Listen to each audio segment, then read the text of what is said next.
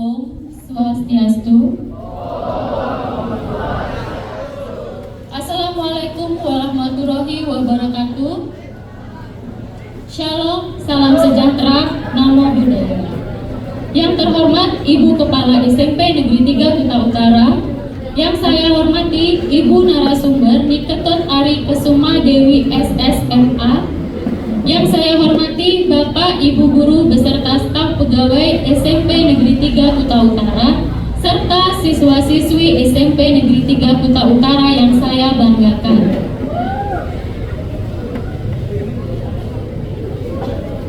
Segala puji syukur kita panjatkan kehadiran Tuhan Yang Maha Esa, karena atas rahmat dan karunia-Nya kita dapat bertemu dalam keadaan sehat pada acara seminar public speaking dengan tema Speak Your Word to Open Your World, serangkaian proyek penguatan profil pelajar Pancasila tahun ajaran 2024-2025. Hadirin yang berbahagia, selamat datang dan terima kasih saya sampaikan kepada seluruh peserta yang sudah menghadiri acara pada hari ini. Izinkan saya selaku pembawa acara untuk membacakan susunan acara yang akan kita lalui. 1. Pembukaan, 2. Pembacaan doa, 3. Penyampaian materi oleh narasumber, 4. Diskusi, 5. Pengarahan, 6. Penutupan acara. Demikianlah rangkaian acara yang akan kita lalui pada siang hari ini. Acara kita awali dengan pembacaan doa.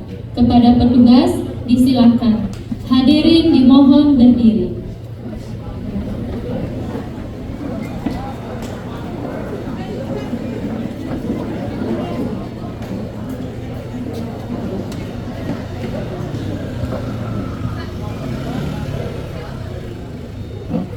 Hadirin yang kami hormati, marilah kita menundukkan kepala sejenak, memohon bimbingan dan tuntunan kepada Ida Sang Yang Dewasa. Mohon izin, doa kali ini saya pimpin menurut agama Hindu. Untuk agama yang lainnya mohon untuk menyesuaikan. Bagi yang beragama Hindu silahkan mengambil sikap amusti karana. Om Swastiastu. Om Awiknamastu Namo Siddhi. Om Anubhava Tadohyam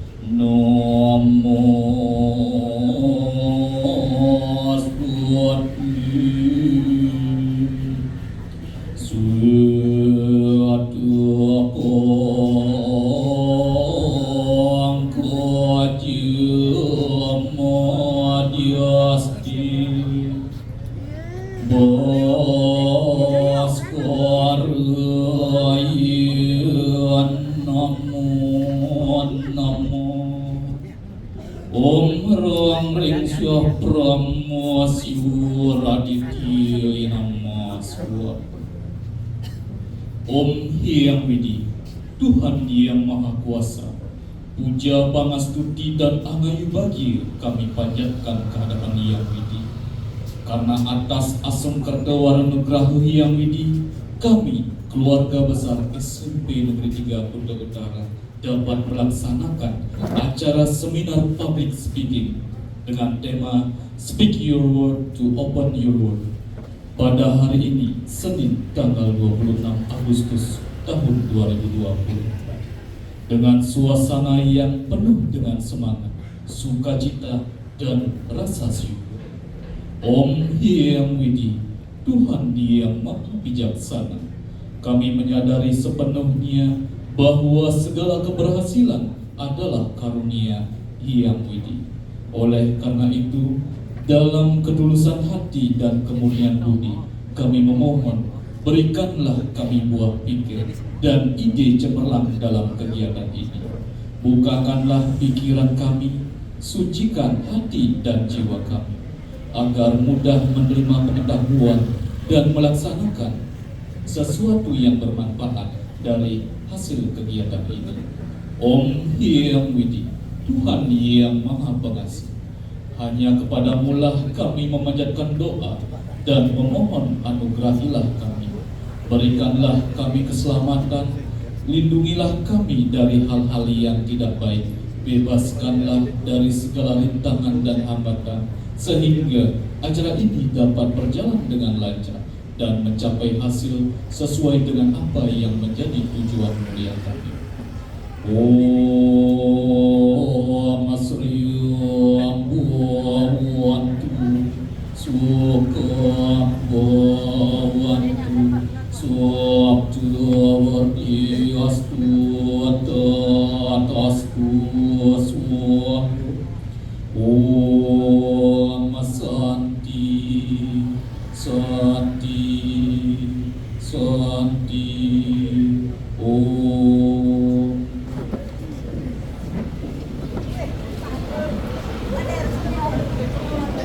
Hadirin disilakan untuk duduk kembali.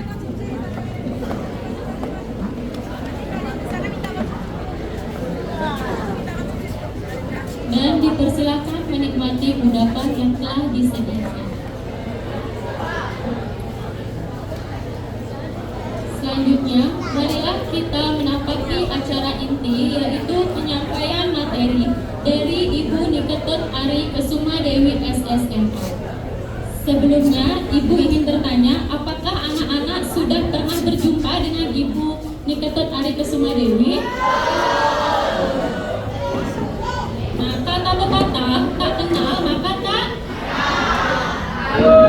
Maka dari itu, izinkan Ibu membacakan profil dari narasumber kita kali ini.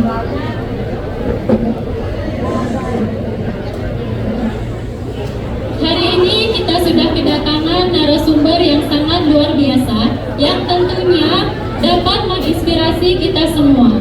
Beliau bernama Niketut Ari Kesuma Dewi SSMA, yang lahir di Denpasar pada April 1991. Beliau menamatkan pendidikan S1-nya di Universitas Udayana dan S2-nya di Universitas Gadjah Mada. Beliau aktif di berbagai kegiatan atau organisasi sejak usia 18 tahun hingga saat ini, berkonsentrasi pada kegiatan advokasi sosial, pendidikan, dan disabilitas. Beliau juga pernah mendirikan beberapa organisasi, program mengajar untuk buruh pasar, murid di pelosok desa, serta merupakan penggagas program beasiswa disabilitas yang bernama Bumi Setara. Selain itu, beliau juga pernah aktif di berbagai organisasi sosial lainnya di Yogyakarta, Bali, dan Surabaya. Pengalaman kerja beliau pun cukup beragam, mulai dari editor surat kabar, wartawan media massa, tim event organizer, Bentara Budaya Bali Kompas, serta dosen. Saat ini beliau aktif sebagai pembina penerima beasiswa KSE Udayana Mitra Bakti DPD Portuni Provinsi Bali, tim informan ahli Komisi Informasi Pusat Provinsi Bali, kontributor berita media online, tim seleksi beasiswa KSE Nasional, dan ibu rumah tangga. Sangat hebat pengalaman beliau. Untuk mengoptimalkan waktu, kita sambut narasumber yang sangat luar biasa, Ibu Niketut Ari Kesuma Dewi SSMA. Kepada Ibu disilakan.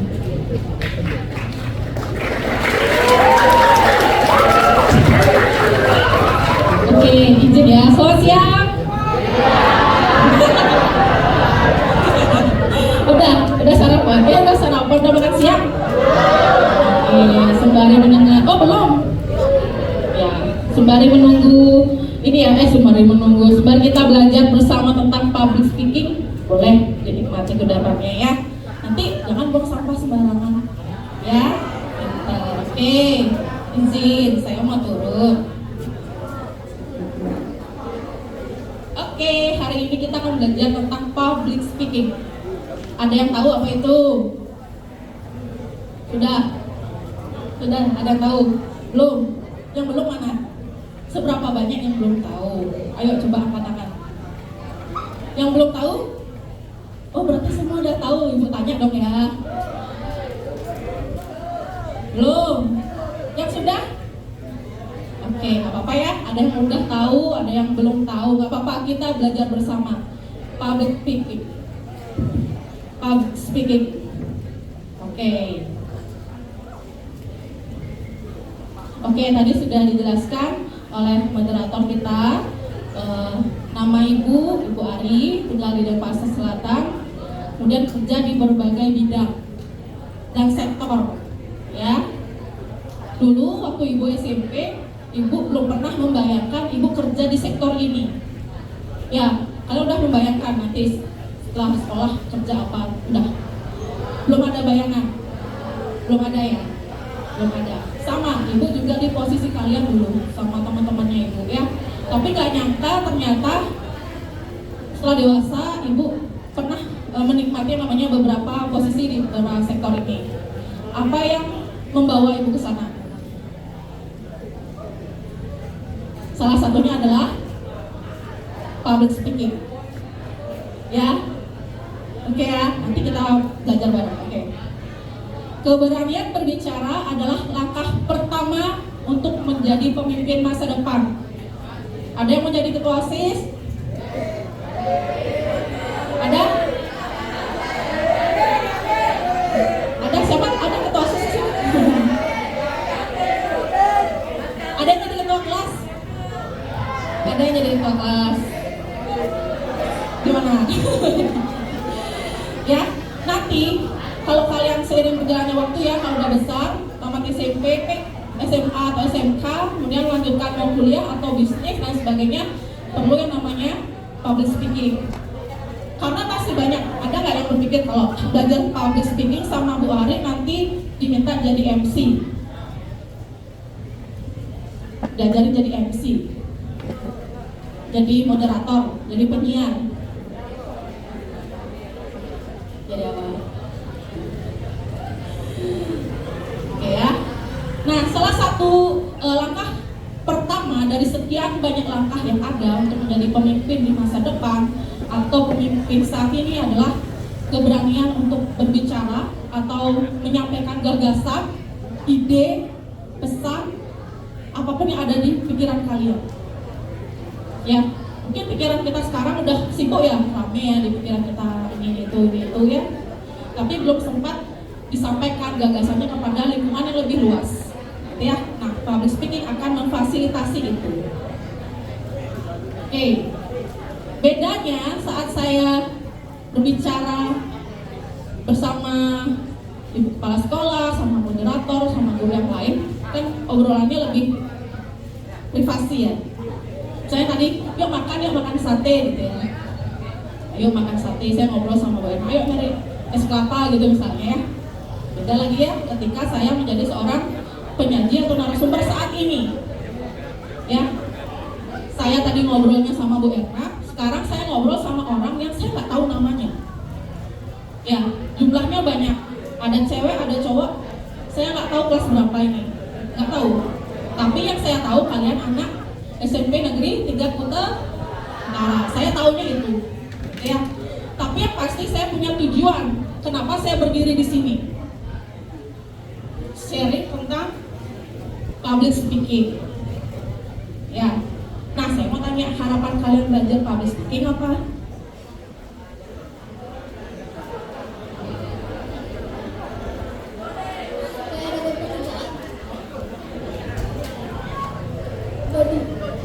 Oke, thank you Dodi, supaya nanti dapat kerjaan gitu ya. Oke, yang cewek nih, harapannya apa?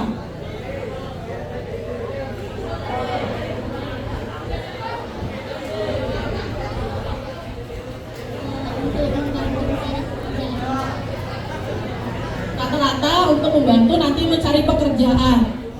Ya, kita lihat ya, orang yang belajar public speaking itu juga akan memudahkan dalam proses sehari-hari. Misalnya nih di kelas, ya presentasi. Yang pernah presentasi? Pernah presentasi? Pernah jadi moderator saat presentasi? Pernah juga. Pengalaman public speaking kalian udah ada ya, modalnya udah ada ya. Pernah ikut debat OSIS? Ada yang sudah, ada yang belum. Oke, itu hanya bagian kecil dari nanti proses kalian mencari kerja ya di waktu itu, gitu ya. Oke, itulah bedanya antara ngobrol sehari-hari saya dengan Bu Erna tadi, misalnya obrolannya mau beli sate, gitu ya, sama ketika saya berdiri di sini, saya sendiri ya, kalian bergerombol, gitu ya, banyak orang, dan saya punya tujuan apa yang saya sampaikan, gitu ya, dengan batas waktu tertentu. Kalau ngobrol di luar, tadi misalnya setiap hari Minggu saya kesini sama teman, sambil ngobrol, saya nggak tahu berapa jam saya ngobrol sama dia. Tapi saat menjadi presenter hari ini, saya tahu sampai jam berapa harus selesai. Ya, ada batasannya. Karena ada batasan waktu, kita harus tahu ada manajemen waktu, persiapan, dan lain sebagainya. Oke, nanti kita pelajari. Oke, semua orang dapat berbicara dengan gaya sendiri, karakter vokal sesuai dengan kepribadian. Beda ya ketika ibu misalnya jadi pemateri hari ini di sini dengan karakter vokal yang harus dipelajari ketika menjadi MC di acara misalnya upacara bendera di Istana Negara. Itu beda tuh karakter vokalnya. Ya, itu sesuaikan lagi dengan kegiatannya apa gitu ya. Jadi ya. Oh maaf. Minta tolong videonya. Tunggu sebentar. Sebelum videonya diputar, saya mau tanya dulu, kalau misalnya kalian presentasi di depan itu gugup nggak? Deg-degan? Kenapa? Kenapa deg-degan? Dilihatin. Padahal kenal temennya, Padahal sama temennya dikenal aja dilihatin masih gugup ya? Oke. Apa lagi dilihat selain dilihatin? Diganggu. Diganggu, ada yang diganggu ya. Oke deh, ada lagi dilihatnya diganggu, kenapa gugup? Kenapa? Tawain. Astaga, oke siap. Ya ceweknya kenapa gugup? Gugup nggak? Gugup kenapa?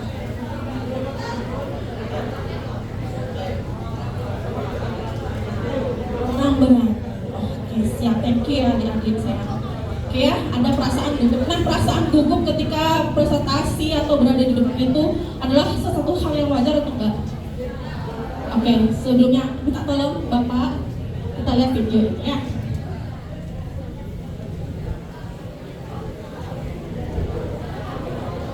Sembari makan jajannya ya.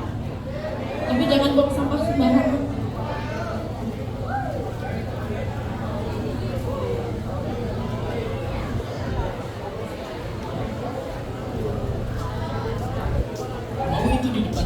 Di rapat kepanitiaan ataupun di lomba pidato waktu 17-an, ngomong di depan umum selalu jadi monster yang mengerikan. Kalau udah gini, badan jadi gemeteran, jantung rasanya berdegup nggak karuan, keringet bercucuran, pandangan tiba-tiba menghilang, bahkan sampai pingsan. Survei pun bilang, kalau ngomong di depan umum itu adalah hal yang paling ditakuti manusia. Lebih serem daripada ketinggian, serangga, dan atau kegelapan. Dan ketakutan yang satu ini pun punya namanya sendiri, glossophobia. Oke. Tapi pertanyaannya, kenapa ngomong di depan umum itu begitu menakutkan? Faktanya, ngomong depan umum jadi serem karena kita nggak mau kelihatan salah dan kelihatan jelek, yang akibatnya jadi dijauhin orang-orang. Iya, rasa takut salah itu ngaktifin bagian di otak yang sama kayak bagian yang aktif waktu kita cedera. Rasa sakit ini emang warisan nenek moyang kita yang saking susahnya bertahan hidup, dijauhin orang itu sama dengan kematian. Dan gak cuma itu, berada di depan panggung juga ternyata ngaktifin sistem saraf yang sama kayak waktu kita lagi dikejar bahaya. Dan itulah kenapa tekanan darah kita naik dan bikin jadi keringetan. Otak kita jadi kekurangan oksigen, ngebuat napas kita makin sering dan sistem pencernaan berhenti, sakit perut pun datang. Ibarat udah jatuh ketimpa tangga, udah gitu diketawain sama anak tetangga, sungguh mengerikan. Tapi kalau begitu, ada nggak sih cara untuk ngilangin rasa gugup ini? Satu hal yang mesti kita pahami duluan adalah gugup di depan umum itu dialamin semua orang. Bahkan para legenda dan orang-orang sukses pun selalu ngalaminnya juga. Makanya sekarang coba lihat semua ini dari sudut pandang yang berbeda. Kabar baiknya, kemungkinan besar orang lain gak menghakimi kita sejahat yang kita kira. Bahkan faktanya, kemungkinan mereka akan lebih sering mikirin dirinya sendiri dan gak punya waktu buat mikirin kita. Oke, sekarang coba kita belajar untuk gak lari dari ketakutan, tapi justru berani menghadapinya. Gampangnya, harus selalu ingat kalau gugup itu perasaan yang alami dan gak bisa kita kontrol. Makanya cara menghadapinya adalah fokus ke sesuatu yang bisa kita atur. Latihan lah, latihan di lingkungan yang mirip sama apa yang akan kita hadapi di keadaan sebenarnya. Berlatih bikin kita terbiasa dan bisa ngurangin kecemasan kita nantinya. Mungkin otak kita udah terbiasa dengan nganggep ngomong depan umum jadi kayak dikejar binatang buas. Tapi nyatanya kita semua mau gak mau suatu saat bakal ngomong di depan banyak orang. Apapun profesi atau pekerjaan kita nantinya. Kalau udah gitu, pilihannya ada dua. Lari ketakutan atau tarik napas dalam-dalam, menenangkan diri, lalu maju dan bicara lantang di depan orang-orang. Dan seperti biasa, terima kasih. Oke, terima kasih. Gimana? Ada yang bisa kasih kesimpulan nggak? Apa yang ditonton barusan? Gimana? Ada? Ayo, apa yang ditonton barusan? Satu orang? Ayo, ibu nggak dikit. Janji ibu nggak dikit. Mau? Ayo. Apa yang ditonton tadi? Ayo. Ayo nanti dapat sesuatu. Ini belum bicara di depan sebagai narasumber atau sebagai moderator ya, baru di kursi sendiri ya. Ada?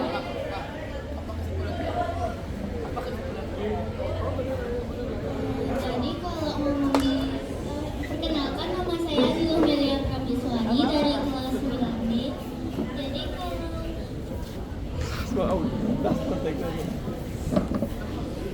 Jadi kalau kita ngomong di depan umum itu kan bakal gugup. Jadi kita harus ingat kalau gugup itu dirasakan oleh semua orang. Jadi salah satu cara biar kita nggak gugup itu bisa dengan fokus dengan satu hal. Atau nggak kita terus berlatih biar nggak gugup, itu bakal terus berjalan waktu hingga kita nggak gugup di depan umum. Terima kasih, tepuk tangan dong teman-teman. Ada lagi? Coba kan, langsung. Ayo dong, coba. Oh ya, mantap.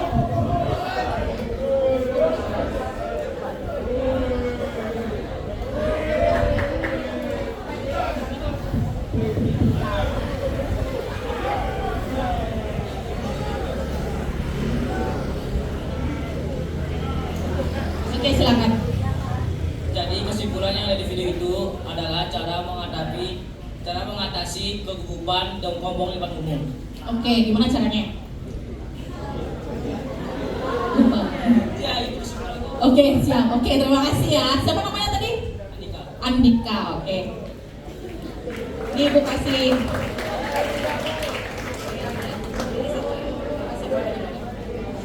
Bebas. Oke, stabilo. Ini sini yang cowok tadi mana? Mana dia tadi?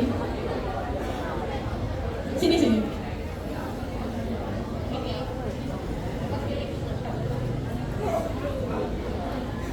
Oke, stabilo juga. Oke, terima kasih ya. Nah, tadi setelah mendengarkan dan menyaksikan video tadi, kira-kira gugup tuh hal yang wajar nggak sih? Wajar ya, normal ya. Tapi untuk mengatasinya kita perlu yang namanya fokus, berlatih, mungkin berlatihnya sama teman, orang tua ya. Mau presentasi besok kita cari lingkungan terdekat, gitu ya. Di mana, atau depan kaca. Pernah nggak? Pernah. Bagus. Ya, berarti sudah mulai. Artinya kalian sudah bersiap.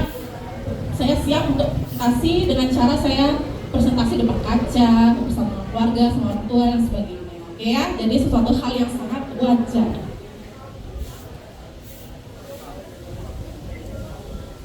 Pertemuan kita ini lebih kurang akan membahas poin-poin yang ada di depan seperti definisinya, apa, manfaat, terus jenisnya, ya. Kemudian ada komponen pengusungnya itu apa, persiapan paling dasar serta persiapan sesuai dengan kasus tertentu, gitu ya. Saya dengar kalian sering presentasi, sering juga menjadi moderator. Pernah jadi MC? Nggak semua ya. Pernah debat? Nggak semua juga. Oke. Mau nggak mau ibu ngambil 2 yang paling sering, oke ya.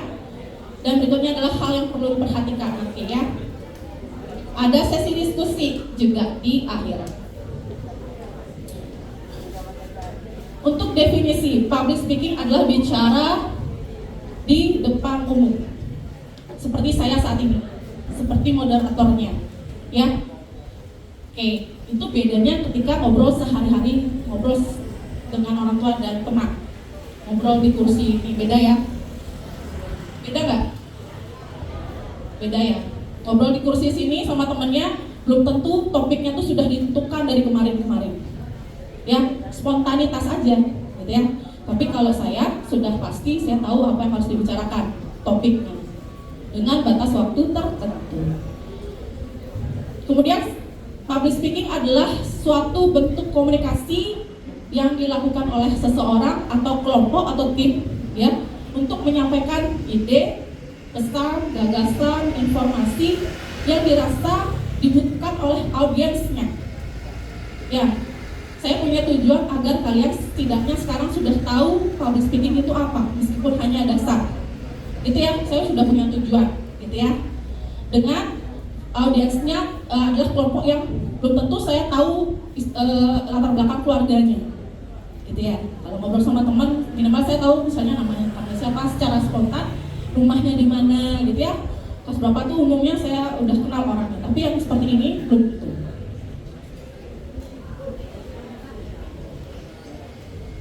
Public speaking sering dilakukan tidak hanya pada konteks menjadi MC, menjadi penyiar, ya, atau pembawa acara di televisi. Enggak, kita kembangkan lagi, ya, bahwa public speaking dipakai juga dalam kehidupan kita yang terdekat. Misalnya presentasi di kelas, ya, itu salah satunya. Berarti kalian sudah pernah punya pengalaman itu, gitu, adik-adik ya. Menjadi moderator udah pernah. Sekarang nanti kita akan belajar moderator yang dimaksud adalah seperti apa. Ada yang mau kuliah tamat SMA atau SMK, nanti mau kuliah? Masih ya, akan terus berlangsung yang namanya presentasi. Terus mau tamat kuliah nanti harus sidang, ditonton, ditanya-tanyain terus sama dosen ya istilahnya. Kalau sini kan guru, di sana dosen. Diuji, ya, bener nggak nih tulisanmu? Kuat nggak argumennya? Bisa nggak lulus? Saat presentasi bisa saja tidak lulus, ya, meskipun materinya kuat tapi tidak meyakinkan, itu bisa menjadi penilaian, gitu ya adik-adik ya. Oke, jadi public speaking akan kalian pakai terus, mau SMA, SMK, kuliah atau bekerja, atau kehidupan sehari-hari di Banjar. Nah itu ya, terus kita bersinggungan dengan public speaking. Oke, public speaking adalah bentuk seni berkomunikasi, ada retorika dan sebagainya ya. Public speaking juga merupakan bagian dari itu. Oke, public speaking adalah suatu keterampilan seni berbicara di depan khalayak umum, ya. Kemudian ada mampu mengatur emosi, kapan saya harus suaranya ditinggikan, mungkin ya, ditekankan kapan, harus biasa aja atau saat harus senyum dan sebagainya, gitu ya. Kita bermain emosi seperti itu. Kemudian memilih nada bicara, diksi atau pemilihan kata. Dan pertama yang paling harus dikuasai adalah bahan materi gitu ya adik-adik ya. Kalau presentasi udah dikasih tahu Kak materinya apa? Pasti udah dikasih tahu ya. Misalnya hari ini saya ada kelas, tiba-tiba saya suruh kamu ke depan presentasi, tapi saya nggak kasih bahan. Mungkin nggak? Nggak ya? Ya, jadi bahan atau topik adalah hal yang menjadi dasar kalian harus mengerjakan sesuatu ya. Oke, ini manfaat tadi. Ada manfaat-manfaat karena kita terbiasa public speaking, misalnya meningkatkan percaya diri. Saya punya pandangan dulu, kenapa ya kalau teman-teman saya yang rajin angkat tangan di kelas, terus kalau ada kesempatan dia mencoba, kemudian dia sering ikut lomba, itu biasanya tingkat kepercayaan dirinya jauh lebih tinggi daripada yang misalnya tidak memilih itu. Dan karirnya saya lihat ya karirnya, akhirnya yang dia sehari-hari misalnya dari kecil dia ngambil kerjaan jadi MC di kelas, misalnya di sekolah, meningkat akhirnya jadi MC kenegaraan. Itu ada teman saya, dia tuh kemarin acara yang kemarin tuh G20 ya. Nah dia jadi MC di sana. Padahal dari hal yang sekecil itu di kelas, gitu ya, nggak pernah tahu ya adik-adik ya kemana kita ya. Tapi yang kita tahu kita telah berusaha semaksimalnya, gitu ya. Oke.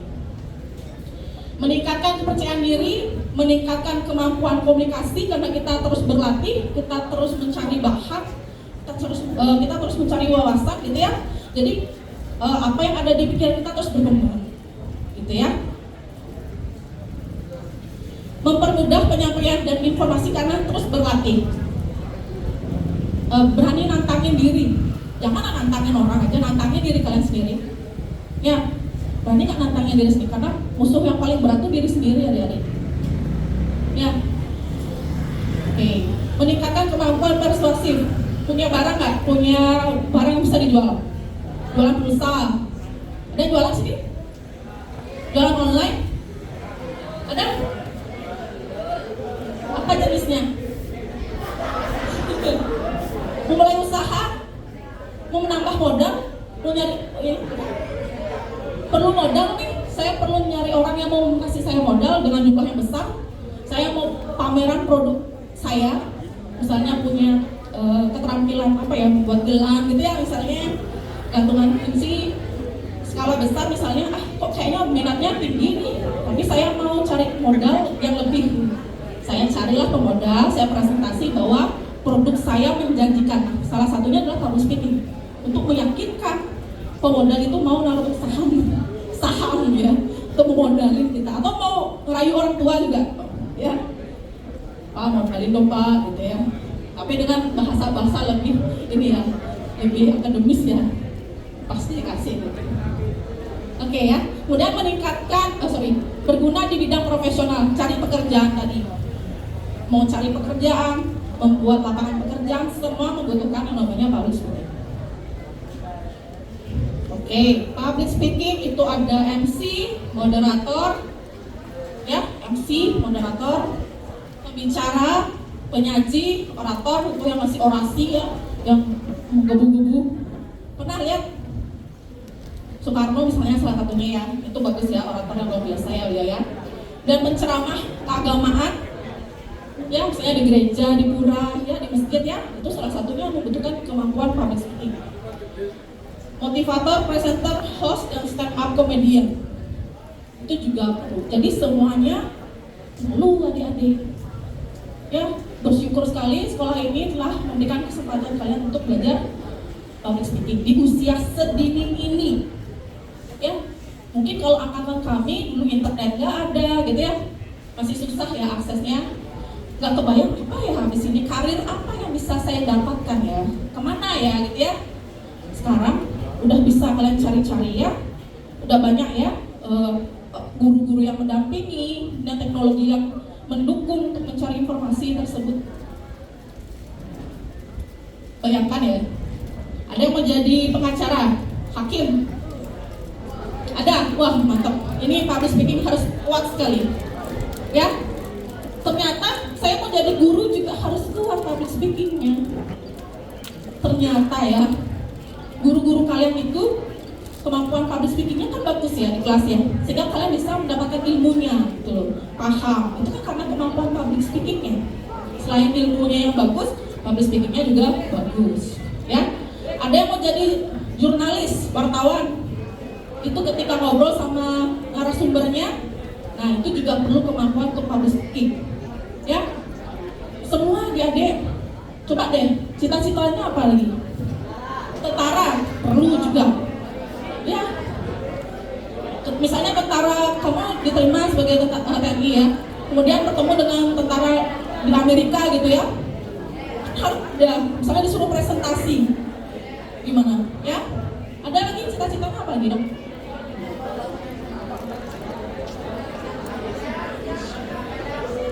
Jadi siap, wah, apalagi kalau misalnya punya restoran ya, kamu ingin mengembangkan bahwa restoranmu itu wajib untuk dikunjungi. Nah, kamu mempresentasikan gimana produk-produk dari restoranmu, di handphone atau media lebih besar di YouTube dan sebagainya, atau wawancara nantinya sama ini ya, wartawan ya. Itu banyak ya, bahkan semua peneliti ya, ketemu di lapangan, wawancarain warganya dan sebagainya, semuanya anak-anak, adik-adikku sayang, semua ya. Jadi public speaking adalah pengetahuan dasar gitu ya. Jadi jangan dilihat ini sebagai satu subjek yang, satu hal yang yang penting hari ini udah lewat aja, enggak. Jangan gitu berpikirnya. Kalau ada gurunya kemudian orang lain yang memberikan ilmu, terimalah dia sebagai sesuatu yang meningkatkan kualitas kalian, ya, meningkatkan kapasitas kalian, ya, bukan yang berpikir begini, yang penting hari ini saya udah presensi, dapat snack pulang. Jangan berpikir sependek itu, ya, dapatkan sebanyak-banyaknya, serap sebanyak-banyaknya. Ya, jadi semua sektor membutuhkan yang namanya public speaking. Oke, ini adalah komponen paling dasar. Kalau misalnya wantilan ini dia komponennya ini banyak ya, ada dasarnya, kemudian ada pilar-pilarnya. Begitu juga di public speaking. Ini adalah komponen yang paling umum kalian harus pahami atau sadari, gitu ya. Apa sih kira-kira komponennya? Oke, topik atau isi pembicaraan. Tadi sudah dikatakan kalau tiba-tiba presentasi ke depan tapi nggak ada bahan, nggak bisa. Ya, nggak bisa ya. Oke, berarti topik atau isi pembicaraan atau pembahasan adalah kunci pertama. Ketika saya diminta oleh panitia, ibu jadi narasumber public speaking-nya, berarti saya sudah tahu, oh nanti isi pembicaraannya ke arah apa. Tidak mungkin saya mengajar tentang bagaimana cara memasak nasi goreng, ya, bukan itu topik yang diminta gitu ya. Jadi sudah tahu topiknya apa. Kemudian penyampaian bagaimana? Kalau misalnya diundang jadi narasumber di misalnya di sekolah sini, penyampaiannya seperti apa? Saya bisa jalan-jalan. Tapi kalau saya jadi misalnya narasumber di televisi, saya nggak bisa jalan-jalan karena kamera sudah ada ya, kamera 1, kamera 2, kamera 3. Kita duduk gitu ya, narasumbernya duduk, pembawa acaranya duduk gitu ya. Jadi kameranya yang bergerak ya, harus siapa dan sebagainya. Nggak bisa saya jalan-jalan seperti ini, gitu ya. Jadi penyampaiannya tergantung dari konteksnya.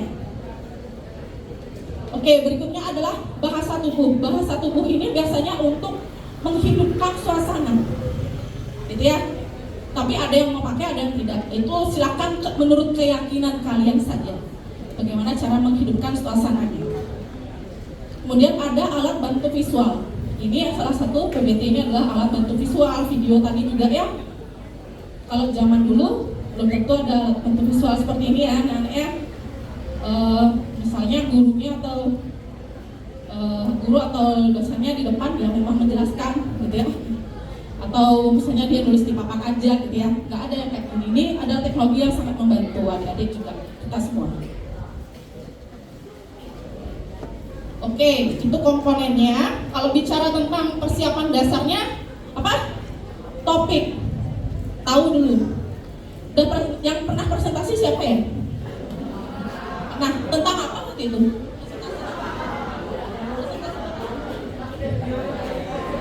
P5, apa temanya?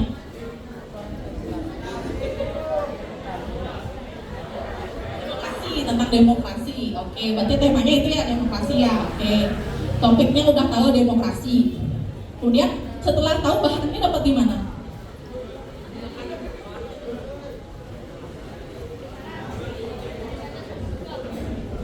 Materinya dikasih sama gurunya. Oke. Setelah mendapatkan topik, kalian melakukan penelitian mendalam dari buku yang dikasih guru, dari link video misalnya dikasih guru, atau kalian mencari lagi di internet, ya, yang bisa menguatkan argumen kalian. Ya, istilahnya daftar pustaka ya, mengutip dari sumber lain di luar dari buku yang dikasih gurunya. Gitu ya. Kalau di kampus itu tidak boleh pakai blogspot, tidak boleh pakai Wikipedia, itu pasti coret maksudnya. Ya nggak boleh. Cari di buku, cari di jurnal biasanya. Kalau kakak-kakak di kampus ya, itu ya. Jadi mencari informasi jauh lebih dalam di sana. Atau di artikel berita nggak boleh. Itu ya, itu boleh. Penelitian yang mendalam. Setelah mengetahui topiknya apa, mencari menggali lagi topik lebih dalam, baru kita susun argumen. Gitu ya, susun argumen. Yang pertama apa yang harus disampaikan, jadi berjenjang ya, dari yang paling dasar meningkat lagi sampai yang paling rumit, berjenjang ya, gitu ya. Oke. Kemudian latihan teratur, bapak ibu gurunya, ibu setiap mau presentasi atau mau tampil intinya pasti latihan. MC moderator pasti dibaca lagi, cue card-nya ya, kita lagi kira-kira apa dan sebagainya, pasti latihan. Itu ya adik-adik tuh. Oke, perhatikan penampilan, gak mesti mewah, gak mesti barang mahal, yang penting bersih, rapi, ya. Jangan berpikir kalau nggak punya baju nggak mau tampil gitu ya, jangan ya. Oke, manajemen waktu, siapkan waktunya mulai dari awal, baru nyampe di lokasi, spare waktu sampai jam pemaparan hingga di akhir, harus disiapkan waktunya. Menyusun kerangka pembicaraan lewat misalnya ini saya pakai PowerPoint, saya susun yang mana rincian-rinciannya yang berdasarkan dari permasalahan, baru evaluasi dan pembelajaran. Itu dasar ya, karena setiap jenis dari public speaking itu punya karakternya sendiri.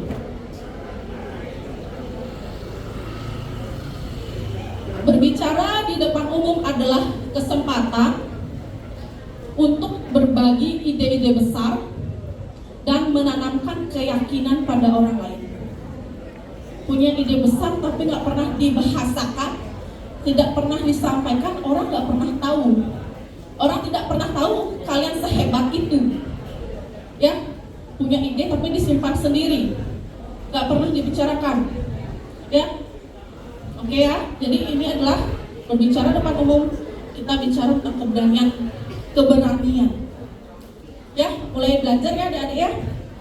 Karena masih banyak fenomena yang jangankan bicara di depan umum, duduk di depan aja nggak berani. Ya nggak? Pasti nggak ada kursi di belakang. Ya, kalau bisa di pantai duduk ya. Ada. Oke ya. Nah, ini yang harus dipelajari ya. Ada apa dengan saya? Kenapa saya tidak berani? Nanti baru kita gali lagi apa permasalahannya dan solusinya apa.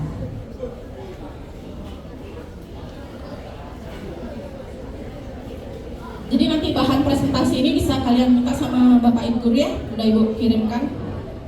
Oke, ini untuk presentasi. Kalau mau presentasi di kelas, di tempat lain, di mana kalian adalah orang yang wajib mentransfer ilmu itu, informasi itu, ada minimal 3 poin yang harus kalian pegang ya. Pertama adalah materi, kedua adalah peserta, dan ketiga adalah diri sendiri. Oke, kita bicara tentang materi dulu ya. Menyusun materi secara sistematis dan terencana adalah upaya pertama yang bisa kita lakukan, dan itu adalah upaya terbaik yang bisa kita lakukan pertama ya. Ya, pernah nggak di sini buat presentasi gak di copy paste atau diketik aja? Yang penting cepat selesai. Pernah pasti ya. Nah, itu mulai kita kurangi ya. Biasanya itu ya, kita cari poin-poin yang bisa kita sampaikan secara sistematis dan terencana, karena itu upaya pertama untuk memberikan upaya yang terbaik. Banyak presentasi yang gagal bukan karena presenternya kuat, kemampuannya luar biasa ya, tapi materinya dia kemana-mana, nggak fokus, itu juga bisa memberikan kegagalan gitu ya dalam presentasi. Menyusun materi adalah proses mendesain, apalagi sekarang udah pakai PowerPoint, kita bisa nambah-nambahin ya, kita bisa mengatur yang mana duluan, yang mana akhir ya.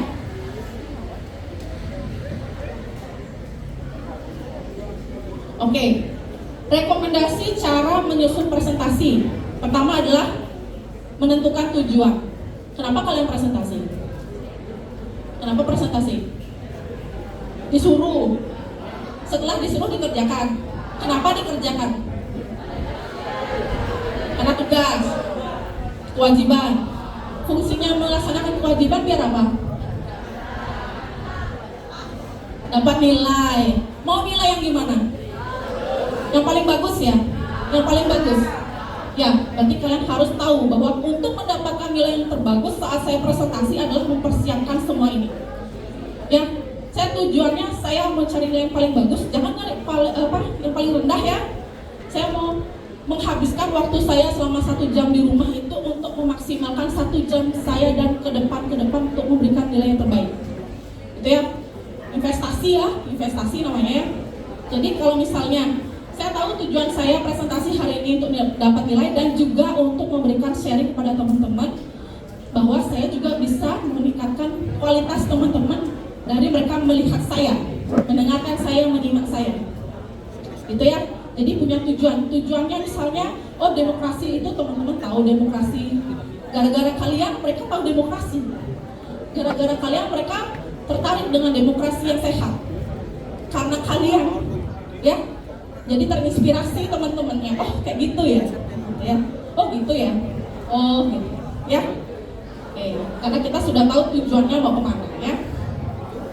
Menganalisis peserta.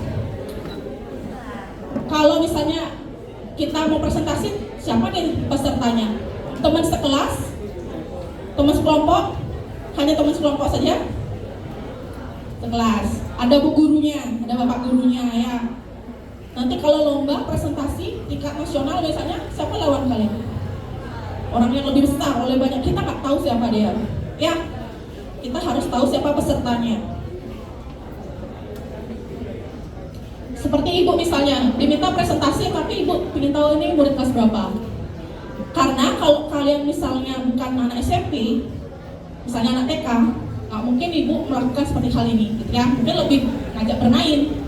Beda ya, pesertanya beda soalnya. Tapi kalau pesertanya nenek-nenek, nggak mungkin ibu ajak loncat-loncat. Ya, encok, kasihan neneknya. Ya, jadi kita lihat pesertanya ini siapa, apa latar belakangnya. Ya, itu juga perlu kita perhatikan agar kita tahu sejauh mana kita harus memberikan respon kepada mereka, gitu ya. Setelah tahu tujuan, sudah tahu pesertanya siapa, habis itu baru kita mulai menyusun materi. Oke ya, merencanakan sebuah materi mulai dari membangun pesan. Tadi sudah di awal ya, saya kasih beberapa kata-kata ya, 1-2 kalimat di awal untuk membangun perhatian kalian. Sebenarnya mau kemana arahnya, gitu ya. Jadi sudah saya buka dengan pesan, dibuat dengan 1-2 kalimat, berisi 1 ide, gitu ya. Jadi dibuat singkat dulu. Ya. Berikutnya menciptakan struktur presentasi yang efektif dan sederhana. Gitu ya. Gimana caranya agar presentasi itu bukan bentuknya kayak koran. Pernah nggak buat slide presentasi isinya teks penuh sampai ngabisin? Pernah? Koran, itu koran namanya. Yang penuh ya. Bukan PowerPoint, bukan poin lagi gitu ya. Ya. Oke, dibuat efektif, sederhana agar memudahkan penerimaan oleh pesertanya.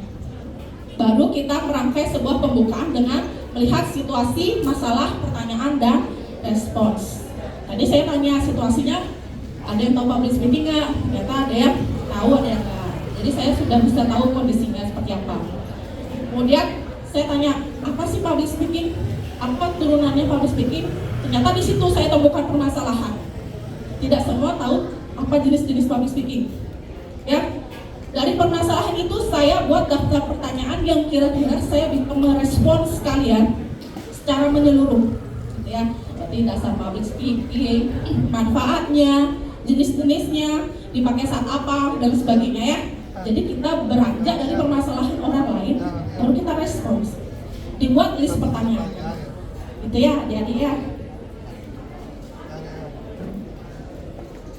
Oke, ini sudah masuk ke teknisnya. Membuka presentasi, disapa dulu. Ya, tadi sudah disapa dulu Bapak Ibu gurunya, ya. Jangan langsung nyelonong, gitu ya. Bisa dibuka dengan pertanyaan atau dengan pesan pembuka. Kemudian kita bisa menyampaikan aturan atau regulasi yang harus dipakai selama berapa jam saja. Presentasi 1 jam, pemaparan 1 jam, kemudian diskusi 20 menit. Itu bisa juga disampaikan ya. Lanjut, ini penutupnya bisa berupa ringkasan. Ringkasan janganlah banyak-banyak ya, mengulang lagi semuanya ya, jangan sampai menghabiskan banyak waktu. Boleh berupa ringkasan, boleh berupa pesan dan ucapan terima kasih ya. Karena orang yang mendengarkan kita hari ini, dia sudah berupaya dari rumah, dia mandi, dia makan dulu, dia harusnya bisa tidur ya, tidur siang ya, dia bangun gitu ya. Nah, itu berarti kan kita berterima kasih mereka sudah berupaya ada di sini kan gitu ya. Berikutnya adalah beri daya tarik pada bahan presentasi. Tadi ada video, diusahakan ya kalau ada ya, video, foto boleh ya. Kemudian mendesain visual, ini karena anak SMP pasti saya pakai elemen visual bintang gitu ya, kaca pembesar atau buku atau apa ya, ya masih ya, karena masih anak SMP ya. Tapi kalau saya pakai elemen seperti ini untuk presentasi di pemerintahan, saya berpikir lagi ya, nggak mungkin kayaknya saya pakai elemen ini karena ini untuk anak-anak ya. Jadi targetnya adalah peserta, kenyamanan peserta adalah yang pertama, baru berlatih, terus berlatih ya. Nah ini mengontrol peserta nih, presentasi masih banyak ya, bahkan teman kakak-kakak mahasiswa itu kalau presentasi masih banyak ya yang melihat laptop atau handphone, membaca bukan presentasi, itu membaca, fokus di depan hanya begini. Temennya nggak pernah dilihat, dosennya nggak pernah dilihat, gurunya nggak pernah dilihat, fokus di sini. Itu masih banyak yang seperti itu. Itu adalah satu hal yang nggak boleh dilakukan ya, karena kontak mata itu membangun relasi antara saya dengan kalian gitu ya. Awalnya saya duduk di sana kan merasa asing sama saya. Saya coba untuk turun sini, saya ajak ngobrol kalian, matanya saya liatin satu-satu. Ya, ternyata kayaknya lebih akrab deh kayaknya saya sama saya ya daripada tadi ketika di depan. Ya, kita membangun yang namanya kontak mata. Kemudian ada ekspresi wajah. Ya, silakan ya, jangan monoton ya. Teman-teman, saya mau presentasi hari ini. Matanya tuh dibuat gitu aja gitu sampai 2 jam gitu ya. Ya, berikan warna pada presentasi melalui ekspresi wajah. Kemudian gesture, gerakan tubuh ya. Ada yang menunjuk, kalau bisa sih kalau menunjuk jangan gini ya. Gitu ya, kalau bisa ya. Kita harus perhatikan kesopanan dalam menunjuk seseorang, gitu ya. Perlakukan dia dengan hormat. Kemudian gerakan ice breaking misalnya pada ribut nih, gitu kan, kita pakai ice breaking. Atau misalnya lagi ribut saya diam.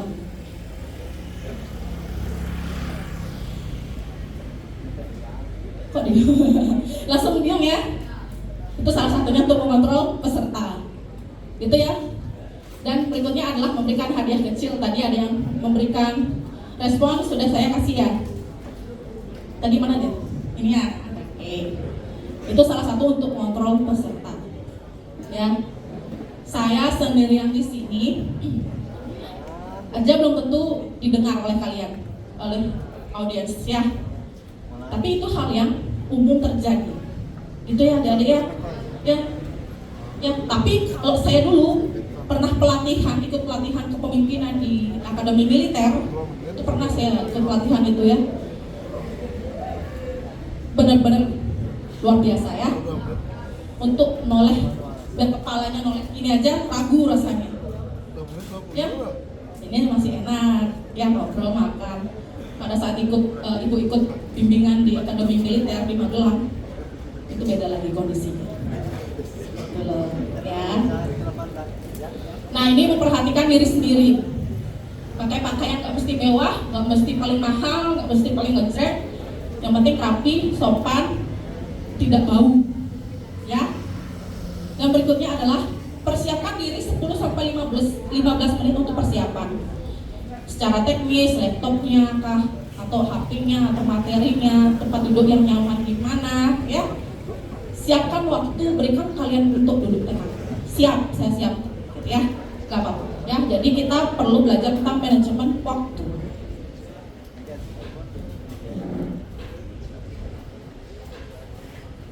Oke, itu yang presentasi. Nah, ini temannya moderator. Pernah jadi moderator tadi ya? Siapa yang ngajarin jadi moderator? Belajar sendiri. Lihat di mana? Ada yang nonton di mana gitu? Di sekolah lihat temennya mungkin ya, pertama ya dia dijadiin contoh ya. Oke. Sekarang ibu kasih rekomendasi gimana sih jadinya kalau kalian mau jadi moderator. Bedanya MC sama moderator? Biasanya kalau di sini kan MC sama moderator bisa jadi satu ya. Ya.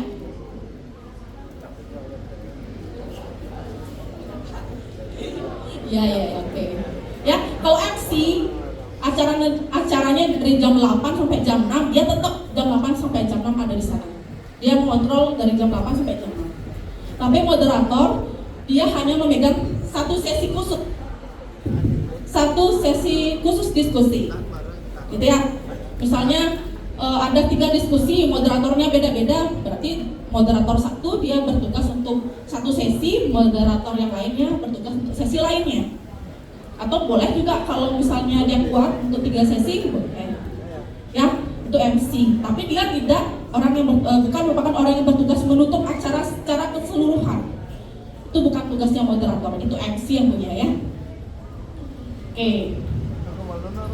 Moderator, kalian kalau jadi moderator itu tugasnya mengatur jalannya diskusi. Diskusinya selama 30 menit ke depan. Biasanya berapa menit ya presentasi?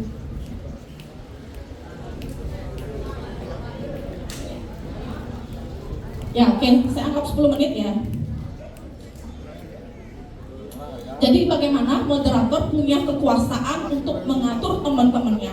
Maka narasumber selama 10 menit agar tertib dan mengikuti moderator. Itu kekuasaannya moderator ya. Ya, jadi moderator itu punya kekuasaan untuk menghentikan presentasi. Kalau ada yang bertanya ngawur ngidul kesana sini, itu boleh dibatasi atau dialihkan. Itu boleh, moderator punya kemampuan untuk itu ya. Ya, MC boleh masuk nggak? Saat terjadi diskusi seperti itu, nggak boleh ya. Itu moderator punya kuasa ya. MC nggak boleh masuk. MC cuma sampai acara yang di luar. Tapi mengenai diskusi itu moderator. Terjadi debat itu moderator, ya. Jadi moderator harus tegas, netral, ya.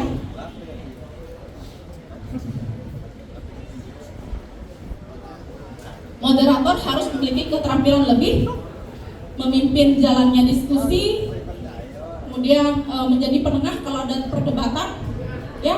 Biar nggak terus berdebat selama dari awal sampai akhir, ya. Itu pintar-pintarnya kita untuk menjaga situasi.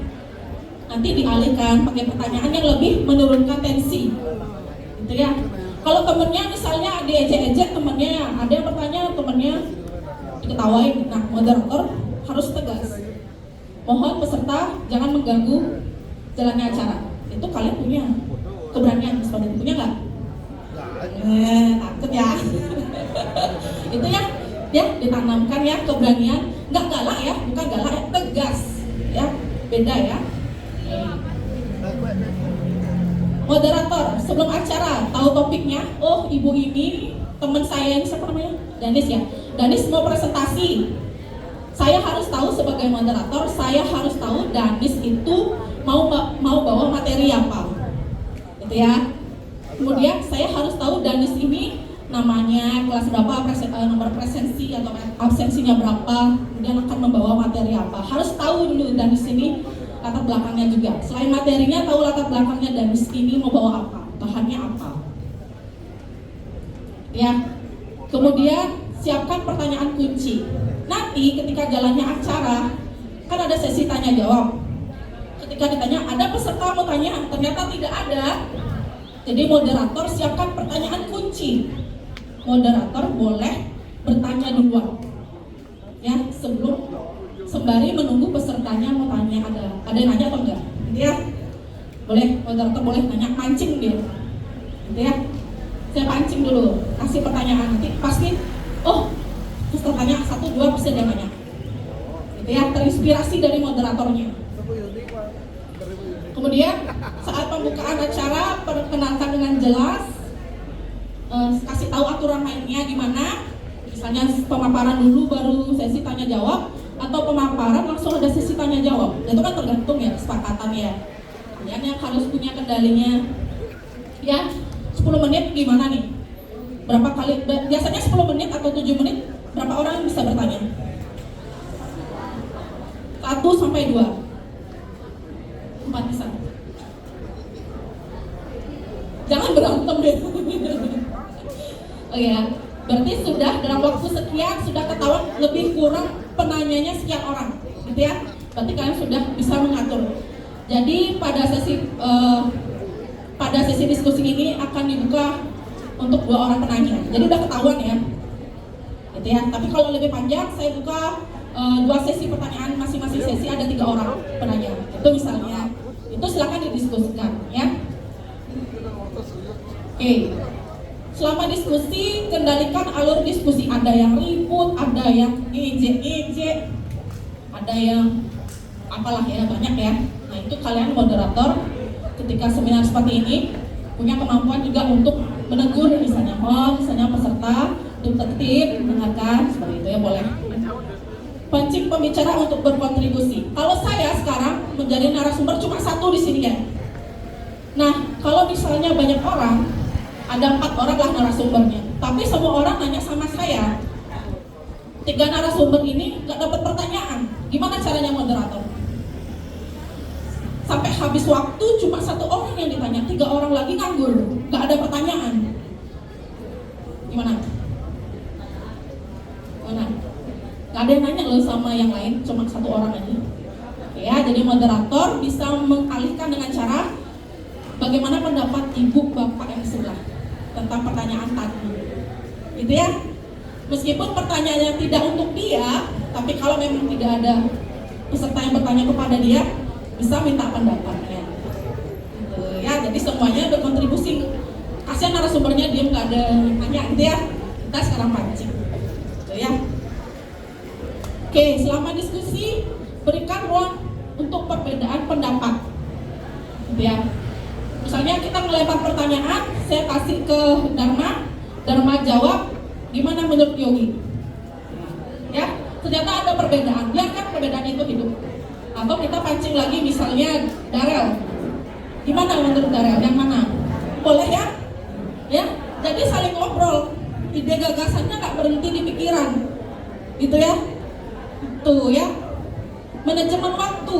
Tadi saya nanya, ibu masih ada waktu? Masih, oke saya manfaatkan. Tapi kalau belum, moderatornya memberitahu, mohon maaf, waktunya 35 menit, gitu ya, itu boleh, ya. Bukan MC yang masuk 5 menit untuk kasih tahu ibu, enggak, tapi moderator.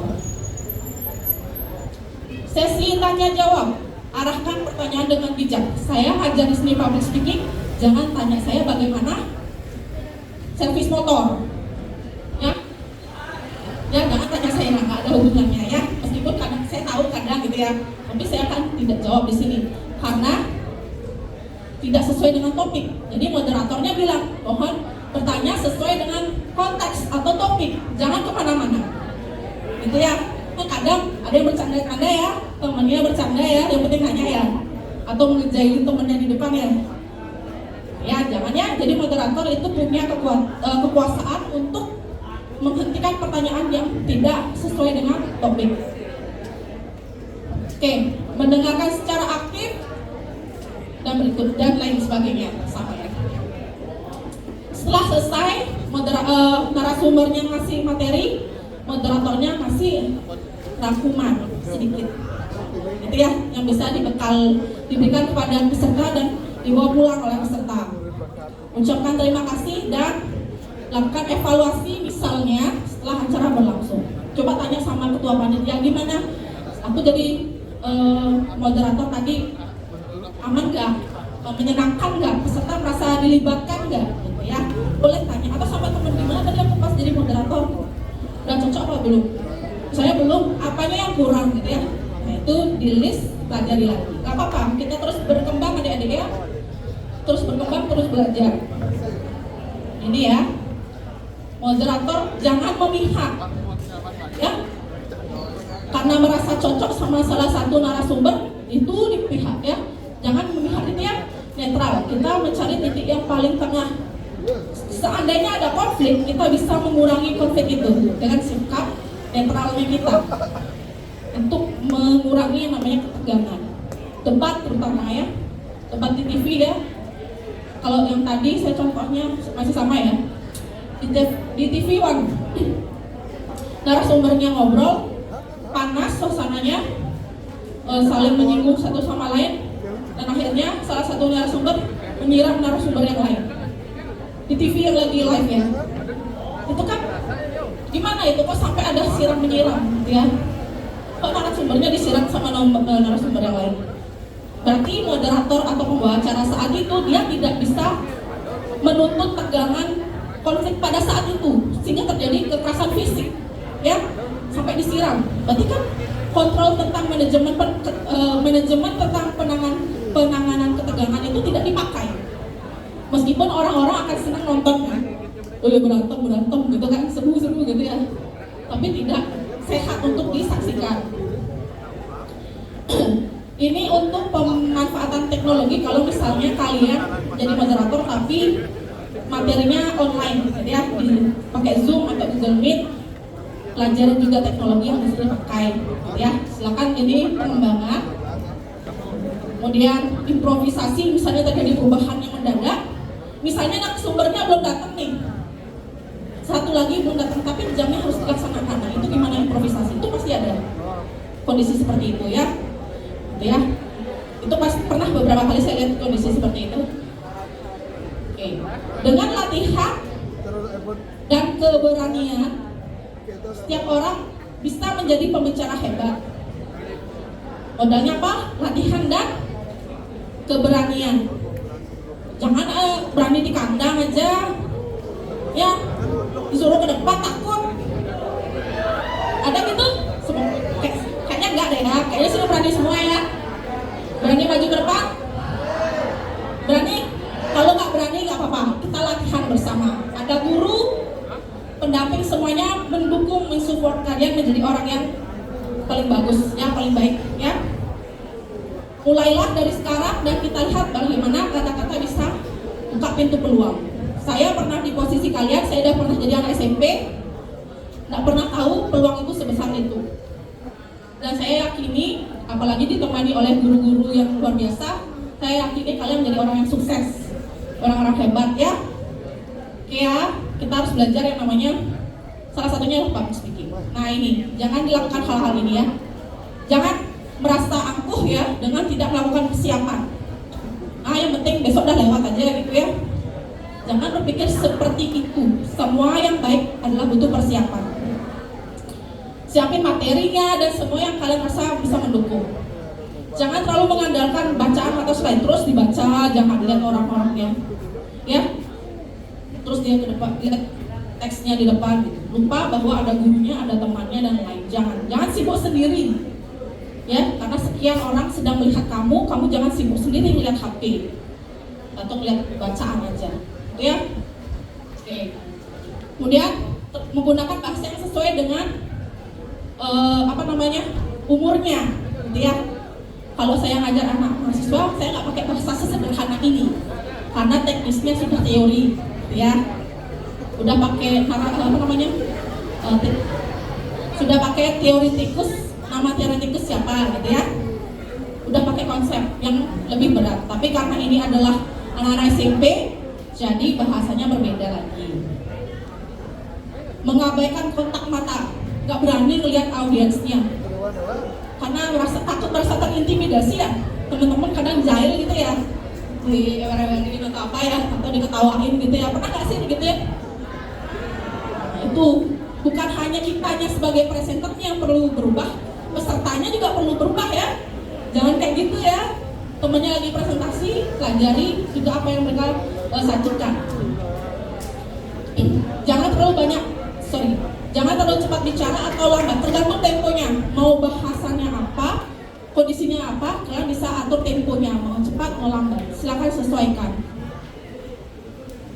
Tidak mengatur waktu dengan baik, kemudian menggunakan humor yang tidak sesuai sama kondisi, dan berbicara di depan umum bukan tentang kesempurnaan. Siapa perfeksionis orangnya sih?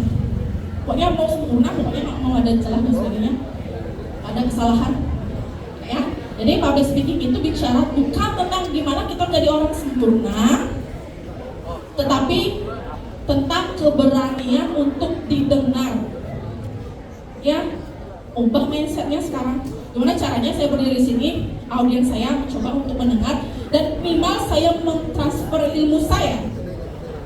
Ketika ada orang yang bukan sekolah di SMP Negeri 3 Kota Utara nanya tentang public speaking, kalian sudah setidaknya bisa menjawab, ya nggak? Berarti kalian selangkah lebih maju daripada teman yang lain dari sekolah lain gitu ya, atau lingkungan sekitar kalian, karena kalian sudah dapat pelatihan yang difasilitasi oleh sekolah gitu ya.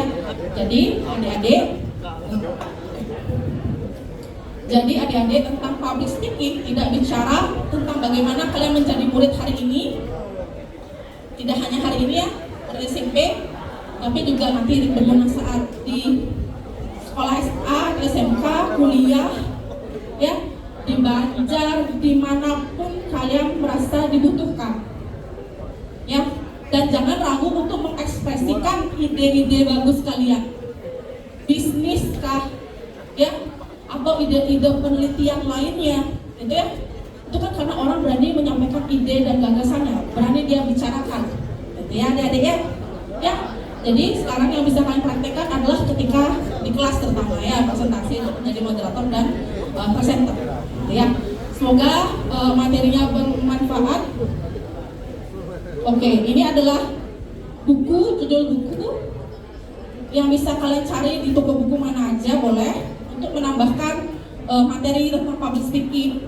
Ditambah ada media online, kemudian nanti di drive yang gue kirim itu ada video ya, bisa ditonton gimana misalnya berlatih vokal dan sebagainya gitu ya. Tapi karena di sini waktunya terbatas, ibu tidak memberikan banyak hal.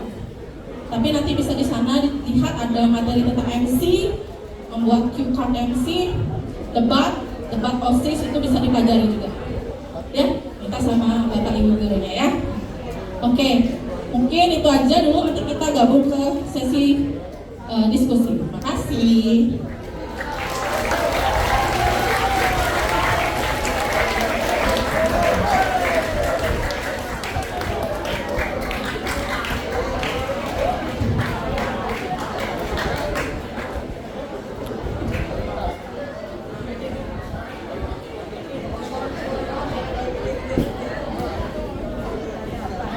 Terima kasih Ibu atas penyampaian materinya yang sangat luar biasa dan sangat bermanfaat bagi kita semua. Beri tepuk tangan kepada